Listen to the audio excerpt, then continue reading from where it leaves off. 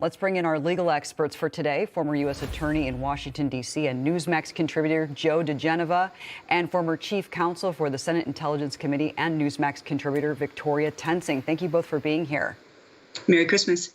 Merry Christmas to you. Joe, I want to start with you, just your general reaction to this. These are some people who went through the process. They were entitled to due process. They had it. And in the United States, as you know, you have multiple opportunities to have your case reviewed and looked at again and again before you end up on death row. Well, this is one further step in the ignominious conclusion of the Biden presidency. He claims he's for life, yet he's pro-abortion, and he decides he's going to commute the sentences of 37 out of the 40. Now, why he didn't commute the last 3 is quite clear. It's pure politics. Those were murders that didn't pass the political test. And yet he was able to do absurd things with the other 37. Joe Biden didn't even do this. This was done by the people on his staff. We've not had a functioning president for 4 years. He's incompetent, literally mentally incompetent. He can't construct a compound sentence, and we're probably not going to see him. I can't wait for his farewell speech. It ought to be a doozy.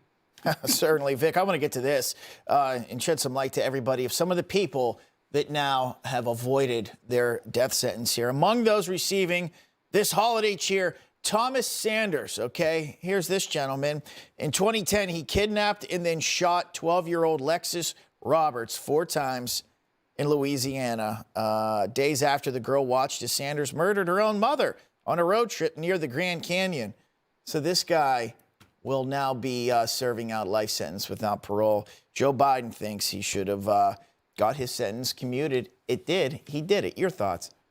Well, Joe Biden did this to overcompensate for pardoning Hunter Biden. Right. And when you do things for the wrong reason, then you get inconsistency. Exactly. The Boston bomber was convicted of murdering 2 people. So what is the difference between him and another man who was given the clemency, who killed a family, including 2 children? This is completely inconsistent. And at the same time, Biden's Justice Department is doing what I think a weird charge against the killer of the CEO health industry, Luigi Mangione. That is a real strange charge of fitting it into the stepsister's foot, into Cinderella's shoe. And that is only because the Justice Department wants the death penalty. How inconsistent is that? Let's take a look at a statement from President Joe Biden on these commutations.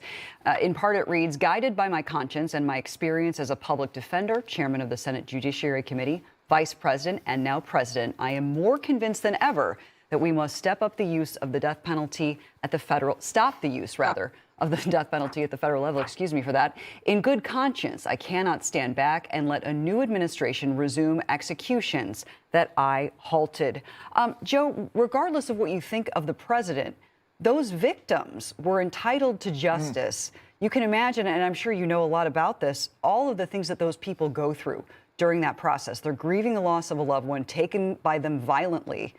Potentially, more than one loved one. Also, people were injured in a lot of these events. There was a woman who lost her leg as a result of the shrapnel that went into it at the Boston Marathon. All of those people now having that justice removed from them. What about their rights? Well, that's the problem when you have a non-functioning president. He's lying. His statement, of course, he didn't write the statement. That was written for him. The litany of his government experience is monumentally irrelevant. What they left out was, this is what happens when you make a shakedown artist the president of the United States.